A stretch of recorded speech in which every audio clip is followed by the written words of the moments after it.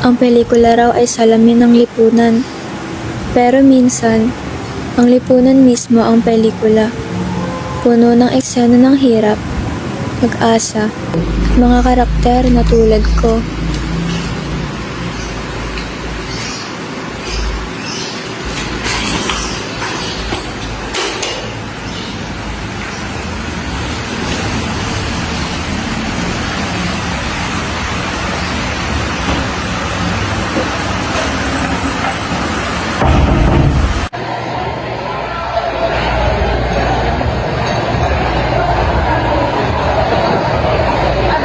Ito naman, hindi kita binabayaran para masayahan ng oras ko.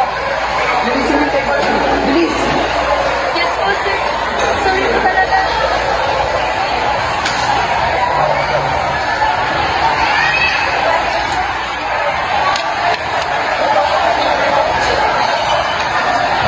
Minsan nga naiinggit ako sa mga karakter sa pelikula. Kahit may problema, lagi may resolusyon sa dulo.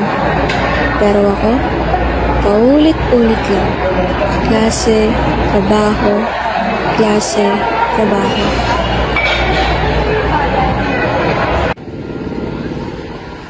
Ate, napagita po, 20 pesos lang. Sige, pabili ako kayo sa para namang amoy mabangat, di amoy basahan. Ang dami nating pare-parehong kwento. Yung nagtitiis, nagsisikap, umaasa. Pero bakit kaya? Bihira silang bida sa pelikula. Kung kayo ang gagawa ng pelikula, ano ang gusto niyong italakay? Ikaw, Vicente. Gusto ko po ng pelikulang simple lang. Tungkol sa mga taong madalas nakikita pero di napapansin. Yung mga estudyante na nagtatrabaho, mga jeepney driver, tindera, at guard. Gusto ko ipakita na sila rin may pelikula. Kahit walang camera, kahit walang direktor. Gusto ko ipakita ang bawat miyembro na bumubuhat sa ginagalawan nating mundo. Hindi lang yung mga sanay sa ilaw ng kamera, habang ang tunay na manggagawa ng mundo ay nasa dilim. Sabi din nila, ang pelikula raw may mga eksenang kailangan ulitin kapag mali. Pero sa totoong buhay, kahit mali, tuloy lang ang take. Hoy, Bella, ilang beses ba dapat sabihin sa'yo? Bilisan mo! Ang bagal mo lagi, para kang laging inaantok. Pasensya na po. Galing po kasi akong klase. Huwag mong idahilan yan. Buti nga may trabaho ka pa rito eh. Yung iba nga dyan gustong pumasok. Ito sahod mo, kunin mo na. Minamalas ng to negosyo ko sa'yo eh.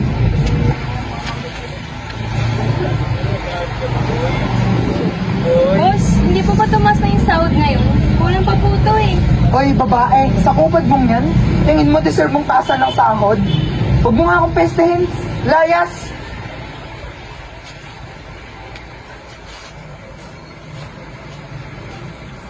Ano, hindi naman talaga kayo makikinig? Ha? Ganito na lang ba palagi, ha? Ganito na lang ba? Wala nang kinikita ng magulang, oh. O ikaw, Isabela, pinakatitigil sa kakatrabaho mo. Nung pinapabayaan ko yung pamilya mo, makasarili ka. Ba? Hindi niyo ba nakikita? Kaya ako nagtatrabaho para sa pamilya? Hindi ako nagpahinga? Pero paano?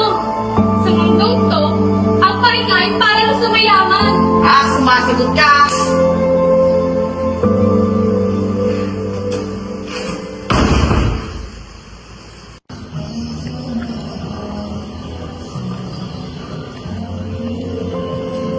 O anak, sobrang bigat na ba?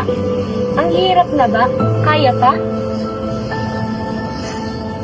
Kaya pa ho. Huwag kang matakot magsabi sa akin ha. Ang isang pamilya ay hindi lamang bumubuo sa isang komunidad. May kapitbahay rin. Kumbaga, sumangkad ka sa akin kapag hindi kayo maayos ng itay mo. Mahirap pag wala ang ilaw ng tahanan, no? Ang hirap pilitin ang isang bumbilya na magpailaw ng tahanan kahit na ito'y disenyo pa lamang. Ang hirap maging mahirap, no? Nakakatawa kasi isipin na kung bakit mas maraming mahirap kaysa sa mayaman. Pare-parehas lang tayong susumikap. Isa pa ang gobyerno, puro pangako. Edukasyon daw ang susi sa tagumpay. Yan ang klaseng tagumpay. Kung habang nag-aaral, gutom ka.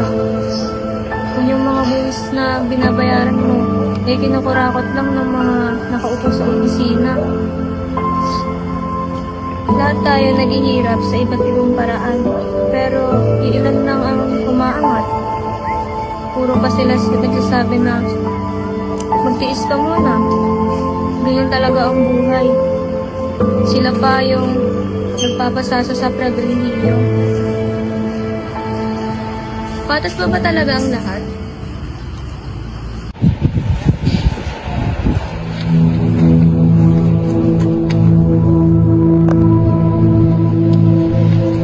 Talaga isang Bella, pagkalayos ko lahat-lahat na yung pumasok pa din. Sila, para hindi nataasan ang grade. Kailangan ko magiging director pa ako. Kaya pa? Remind ko lang ha, si Bella, part ng Disney Princess, hindi na Avengers. Pahinga din. Sana aware ka na ikaw ang base ng buhay ko. Trabaho na nga, baka dumating pa yung isang base din eh. Babay mo ata yun eh. Siguro po po. Tara na nga. Lunch break. Pahinga para sa iba.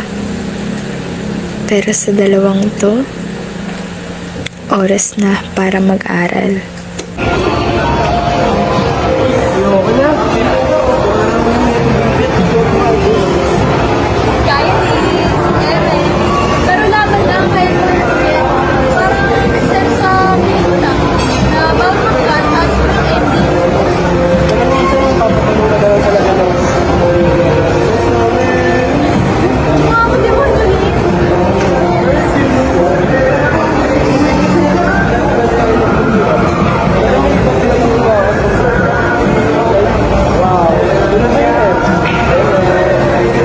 Siguro, may batas.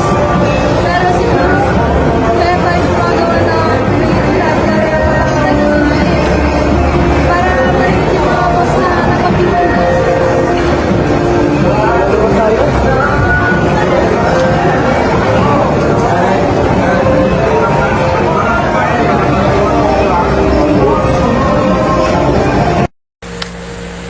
Pero mukhang nakatulog ang magkaibigan.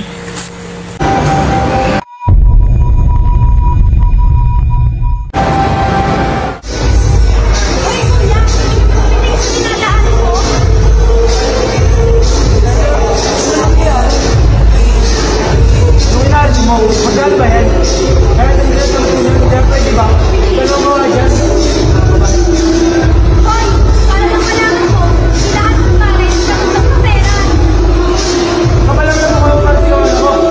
Mismo, hindi mo agaw na na, ano naman na yan, sa lang ito, kaya wala na nga, nagtatanong ng boses. Saka, kilala ko may ano ng gawin niyo. Hindi ba parang sa akin, tatamad-tamad na tutulong. Trabaho? Agad! Ay, malas. At matapos ang lahat ng kaganapan sa araw na to, sa wakas, uuwi na din ang magkaibigan. Nay! May natira akong paninda dito. Umupo na muna kayo. Namiss ko to, Nay. Bakit ba kasi kayo nagsara? Wala tuloy ako ka-dismiss sa pagtapos ng trabaho. Teka na ganyan ka lang ata kayo nakita. Ay nako, Iho. Nagsara na talaga ako nung nakaraang buwan pa. Sa probinsya kasi talaga ako. Umuwi ng Maynila dahil ang sabi nila mas malaki raw ang kita dito. Parang ako? Parang ikaw? Pare-pareso sa isang lugar dahil sa isang dahilan. Pero ngayon, ako yung uwi na muna ulit ng probinsya. Iho, pakibantayan tong si Isa. Alam mo yan, hindi nagpapahinga. Sanay na si Isa sa mga problema.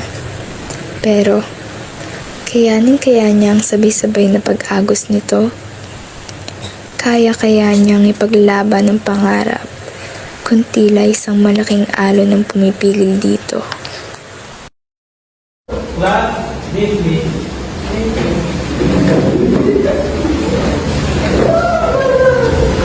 Ang essential.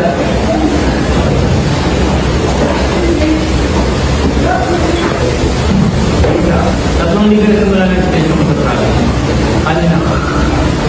Pasensya na po, sir. Hindi ko talaga kaya ang oras ko. Nabasa mo ko sa pangalan mo. Kaya po, I understand your situation. Ika, but I hope that you are aware na maaari ang maging reason para mag-fit sa klase. opo, sir. Bigyan niyo po. Pero minsan mo kasi, hirap ka lang sa pera natin. Nagagawa mo ako para makapasok sa eskwela. Pero minsan, makalag lang po. Mas wala din ang kailan. Bakit hindi ko alam sa mundo? Anak, alam kong mahirap. Pero kayanin ha.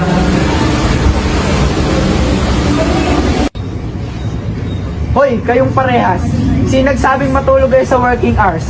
At ikaw, Isa, tingin mo ba dahil nasa koleyo ka, may mararating ka na? Saan kumukuha ng lakas ng loob ang isang taong katulad mo na sigawan ng anak ng mayor? Wala kang utak, Isa. Sorry po, sir. Wala kayong mararating. Tanggal ka na, Isa. Puro problema ang binibigay mo sa akin. Malas. Tanggal? Ako? Ako? Tiniis ko lahat ng mga abuso, mga alipusta at masasakit na salita. Dahil dito, tatanggalin niyo ako? Napakawalang puso niyo! Hinayaan ko lahat! Hinayaan ko lahat ng pangungurakot niyo sa sweldo ko. Hindi ako nagreklamo. Hindi lang ikaw ang may problema, boss. Ikaw ang maliit na parte sa mas malaking sistema kung saan ang mayayaman nananapak at ang may hirap kinakain ng sistema. Pare-pareho lang kami ng kalaban. Kayo at yung gobyernong pumapayag sa katulad nyo. Nakakasuka na tigit parte kayo sa lipunan to. Tandaan nyo, susulat ako. Susulat at gagawa ako ng pelikula tungkol sa mga kagaya mo. At doon may kita kung sino talaga ang mas marumi. Ang taong puno ng pawis at mantsa sa pagkayot o ang taong umaastang mamahaling anyo. Isa, ano to? Di ba sinabi ko kalimutan niya na siya? Taray, akin na! Isa, ano ba? Umayos ka, anak. Wala namang mapapalaya ang pagpapagod mo. Hindi naman tayo makakaon dyan sa pag-aaral mo. Isa, huwag kang lumipad ng masyadong mataas, anak. Alam mo, hindi kita kakayanin saluhin. Alam mo, pinagdaanan ko.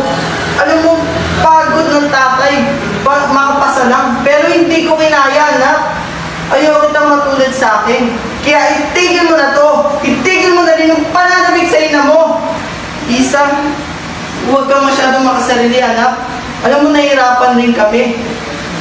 Mabuti pa, para matigil na talaga itong kaibangan mo. Tay, wag! Tay, ano ba? Ano ginagawa mo yan? Parang ako niyo na ako.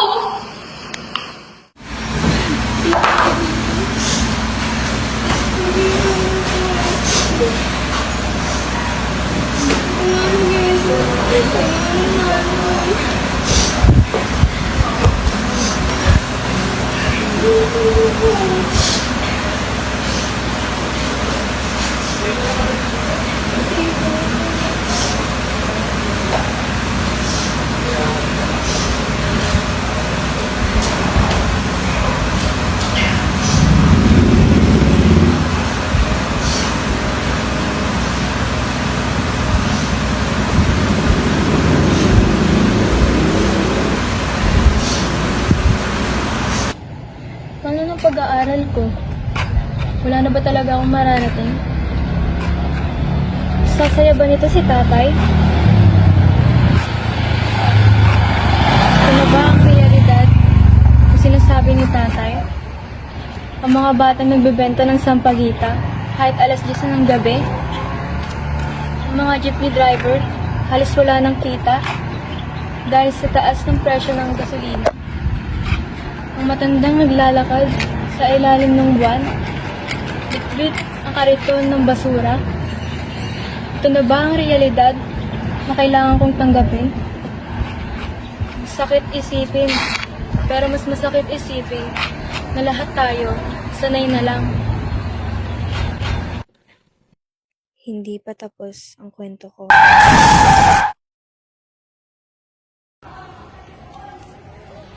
Teka, nasan ako? Saan ba to?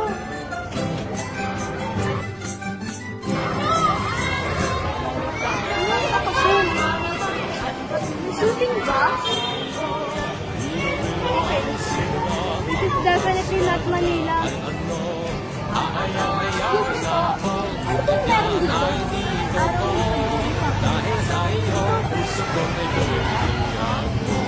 Dayuhan? Ay, hindi po. Taga dito lang ako. Okay. Kakaiba na itong nangyayari. Seryoso? Paano ako napadpa dito? Ay, sorry po. Ano ka naman, binibini? Iingat ka sa iyong paglalakad. Binibini? Okay. Nakakatakot na to. Kailangan ko nang umalis dito. Okay. Huwag ka mag-freak out. Umanap ka ng paraan para makalabas. Kailangan may paraan para makalabas. Galing. Walang signal. Stranded. Stranded ako. Hay nako. Alam ko malikot ang kamay mo, Isa. Pero hindi ito ang tamang panahon para... Okay.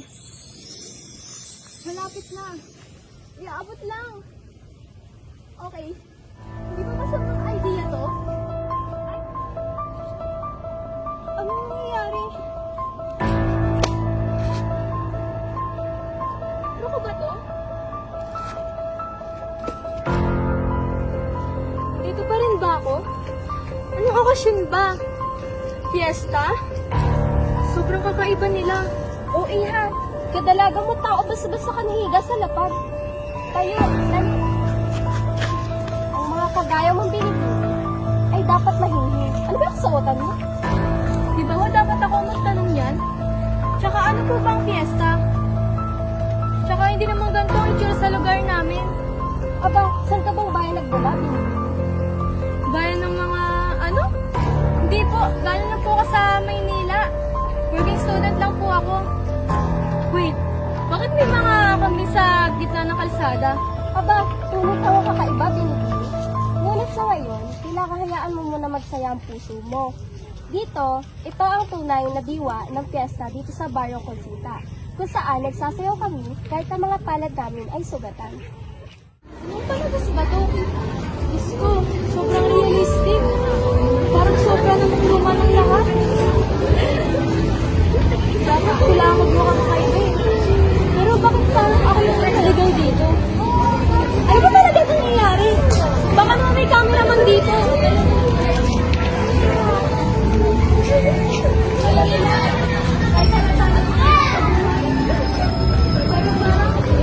Mahalaga pa rin ang namin nila. Kung hindi mananakaw, mahirap mo. Ngunit ang puso, kapag pinasok na ka sa iman, yun ang tunay na salot ng bayan. Sabi mo, mukhang hindi pa rin nagbabago kahit saan pa. Aba, teka! I don't talk to strangers, ha? Sino ka ba? Gregorio! Pabalik pa ka nga! Sabi mo ang dalaga sa ulo mo na kita. Hindi tila bagong mukha ka rito. Isa ka bang anak ng mistisa na galing sa kabayanan? Ah, hindi. Galing ako sa Manila. Roleplay ba to? Asan yung mga director? Ikaw ba yung lead actor? Ako? Hindi ko alam yung ibig sabihin, binibig. Ako si Grego, isang Indyong magsasaka na bubukal ng lupa sa akin. At ikaw, tila naliligo ko na kapala. Diego? Hindi bagay sa katulad mo. Parang pangalan na ng lolo ko yun eh. Ano ba sa tingin mo ang bagay na pangalan sa akin? Ah, alam ko na. Greg. Oo, Greg na. Hindi ko alam kung bakit naging nagawa sa katulad mong estranghero. Pero batid ko na mabait ka. Wala na yun! Lumulutang na bahay! Ay, hindi! Ang galing! God! Pero bakit hindi na lang sila gumamit ng crane, di ba? Gusto ba palang bayanihan? Crane? Kami ay may puso at lakas, Binibini. Ang bahay ay hindi lamang dito. Ito ay tahanan ng aming diwat ng bayan.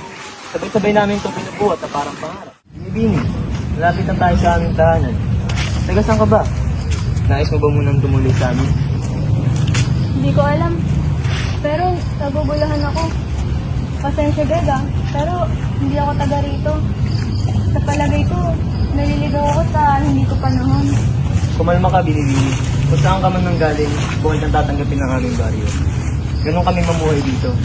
Magtiwala ka sa amin at magtitiwala kami sa'yo. Tiyan, ito na po kami. Kami? Sino ang ating bisita, kuya? Baka nag-uwi ka na naman ng ligaw na aso, ha? Magandang hapon po. Aba, nag-uwi ng dalaga si Gregorio. Nako, nagbibinata na talaga. Hindi po. Aba, tuloy kayo mga anak.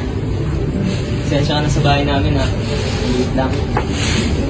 Pero masaya kayong lahat. Dapat ng pasalamatan yun. Awit ko'y dinggin, awit ko'y dinggin. Ano sino na ang makakata dyan? Muling buksan. Wala. Sa panahon kasi namin, di gusto yung ganyan. Puro chat na lang. Yung pag-aaway. Pati nga rin pag-inuling, sa chat na din eh. Sinasabi mo ba sa taglay mong binang walang sumubok sa'yo na haranahin ka? Hindi ko alam kung ma-offend ako o ano ka. Nainggit ka ba? Namamangha, pero oo, pwede din. Ngayon na nasaksihan ko kung gaano kasaya, parang gusto ko na rin siyang maranasan. Hintaya mo'y buksan. Sa panahon namin. Uwing tila naghihintay. Tiya, dito na po muna ako. Wait, sama ako! Kunin ko ng slippers ko! Iha, nako, ang mga babae ay dapat nasa bahay lamang. At ang mga lalaki ay hinahayaang magtrabaho. Gregorio, sige na, umalis ka na. At tuturuan ko pa tong si Isa sa mga gawaing bahay. Huwag kang mag-alala, Bilibin. Babalikin ako pag ginagawa tayo. Sige, mag-iingat ka. Ay, nako mga kabataan, kasi init na sigat ang araw ang pagmamahalan.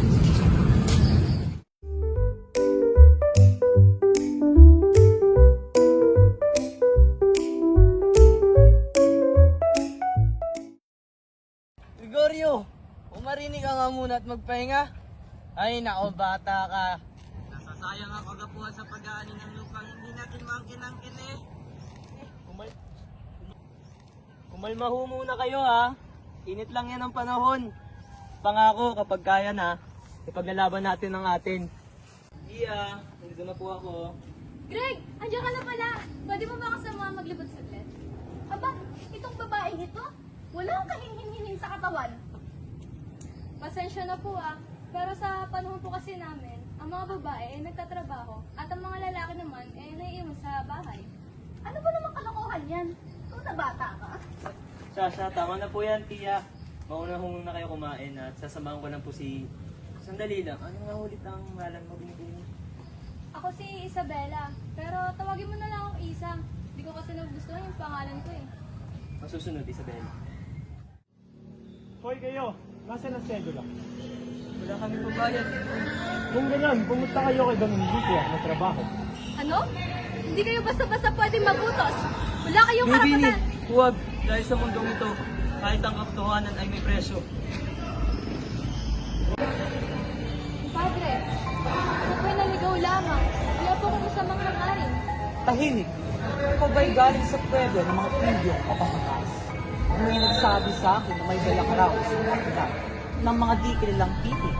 Ito ba'y kasulatan ng mga sindestero? Hindi po. Ito ay isang diary lamang. Ano ang makakwento at pangarap ko lang sa buhay. Pangarap? Ang mga babae hindi dapat nangangarap.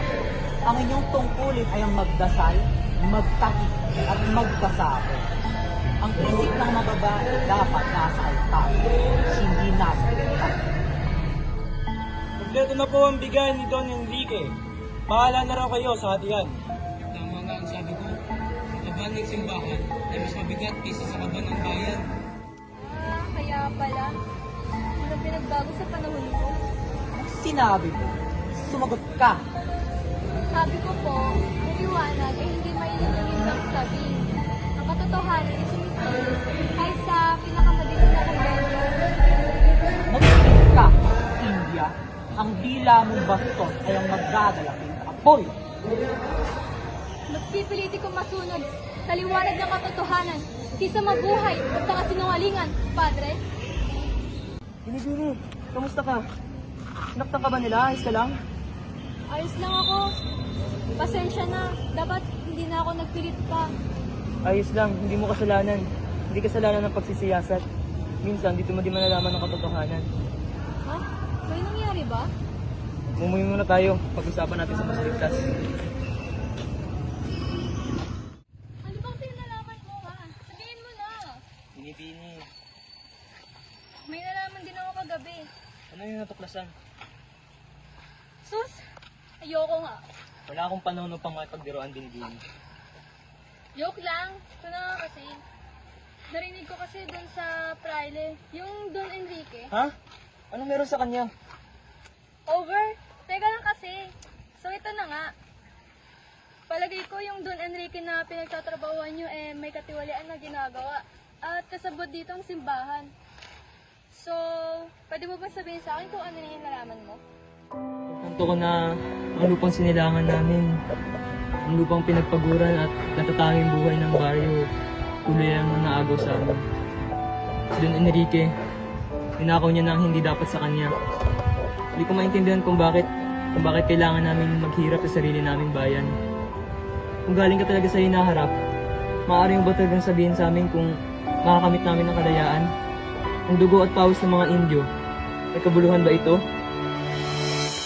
Oo. Makakalaya din kayo. Pero hindi agad. Marami pang duwat luha. Kahit sa panahon namin, marami pa rin ang lumalaban, Dave. Kung gayon, mabuti at dumating ka. Baka isinugod ka ng panahon upang sabihin sa amin kung anong hinaharap namin.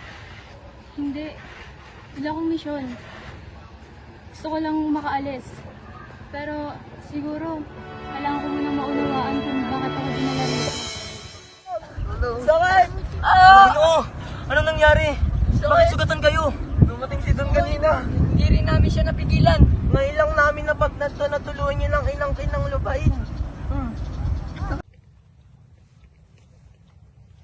Mangisko, kay ganda pa rin ang inyong taniman. Ngunit, tila nakakalimutan nyo atang hindi na inyo ang lupang ito. Anong inyong ibig sabihin, Don Enrique? Ang lupang ito'y minana namin sa aming mga ninuno bago pa kaisindi lang sa Espanya.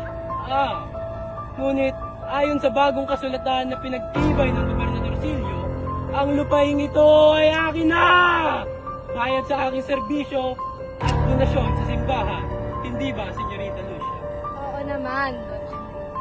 Ang mahirap ay dapat magpasalamat pa kapag ang lupa ay napunta sa kamay ng may kakayahang magalaman. Ngunit, hindi niyo pag-aari ang aming pawis at paghirap. Tama! Tahimik! Ayon sa utos ng kamahalan ng alkalde, ang lahat ng lupang ito ay saklaw ng bagong Real Dekreto. Kayo ay dapat umalis sa loob ng 3 araw. Ganyan ba ang katarungan ninyong mga Kastila? Ang dugo namin sa lupa ay parang wala. Wala na bang hustisya sa bayan ng mga api? Hustisya! Ang hustisya ay para lang sa may pangalan at kapangyarihan, hindi para sa mga Indyo! Kung hindi nyo ako susundin, ipalulubog ko kayo sa utang na hindi nyo mababayaran kahit sa kabilang buhay! Wala na, Gregorio. Ang lupa ay kinuha na nila. Pati ang dangal natin ay nga nilang tinapakan. Ano ba ang silbi ng paglaban kung ang batas ay hawak nila? Tama na, Gregorio. Hindi namin kayang tumayo laban sa mga espada at baril. Mas mabuti pang kami manahimik na lamang kaysa malibing ng walang dasal. Kung ganito tayo, laging tahimik kapag inaapakan, laging nakayoko kahit mali ang nasa harap. Kung mananahimik tayo habang ay lupa ay inaagaw, ang bukid ay magiging libingan ng ating mga pangarap. Hindi ba't kayo na mismo ang nagsabi na ang lupa ay may kaluluwa? Kung ganon, bakit hinahayaan ninyong agawin ang kaluluwang ninyong iyon? Hindi mo naiintindihan, Iha. Ang kanilang espada ay mas matalas pa sa aming mga kamay. Ngunit mas matalim ang katotohanan kaysa sa alinmang espada. May nabasa ako sa isang aklat. Sa amang panahon, ang tunay na lakas ng bayan ay mula sa loob ng puso ng mga pilit na pinapatahimik. Kung totoo iyon, baka ito na ang panahon upang tayo marinig muli. Tila may diwa ka naglalagagab, Binibini. Ang iyong mga salita ay parang talim ng itak na nagbibigay sa amin ng daan. Hindi ako matalino, Greg. Ngunit alam ko ang tama at mali. At kung hindi tayo kikilos, ang kaysaysayan ay mananatiling sugat ng paulit-ulit. Kung gayon, simula sa araw na ito, itatanim na natin ang binhi ng pag-asa. Hindi para sa Kastila, kundi para sa ating mga anak ng bukid. Ngunit saan magsisimula? Sa kwento, ipasin natin ang totoo. Hayaan natin ang salita ang maging sandata. At kung may kailangan magsimula, ako na. Gabi, ang tinig ay maririnig, hindi bilang isang alipin, kundi bilang isang anak ng bayan. Kung may takot, yakapin ninyo ito, sapagkat dito nagmumula ang tapang. Noong una, akala ko tapos na ang laban ko. Ngunit nakita ko kayong mga kabataan. Kayo ang pag-asa ng mga butil ng lupa. Kaya't kung kinakailangang ibuwis ko ang huling hininga ko, gagawin ko. Ang kasaysayan ay hindi isinusulat ng may hawak ng pluma, kundi na may mga marunong humawak ng pangarap. Ngayon, tayo ang magsusulat. Para sa bayan! Para sa bayan! Para sa bayan! Para sa bayan! Para sa bayan! Mga Indio, tumigil kayo sa ngalan ng hari at ng simbahan. Ipag-utos ninyo ang pagtaligod sa kasalanan. Hindi kasalanan ang lumaban ng may dangal. Hindi kasalanan ang manindigan sa lupa ng sarili mong mga ninuno. Ang kasalanan ay manahimik sa gitna ng mga kasalanan. Mahal kitang tunay, Binibini.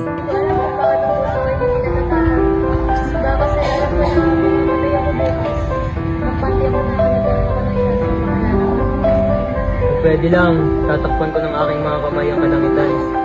Kung hindi ka natangayin ng tadhana. Pero alam ko, hindi ko kaya pigilan ng panahon.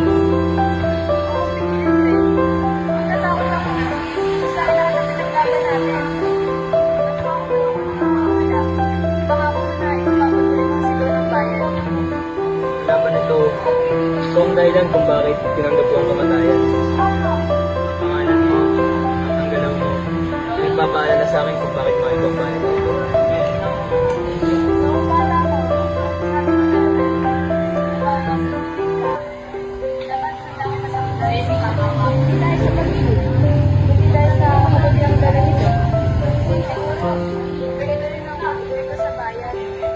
Hindi ko nakakalimutan, Isabela. Ang pangalan mo ay magiging tinig ng hangin. Bawat ng pinangulan ay parang magiging hapdos ng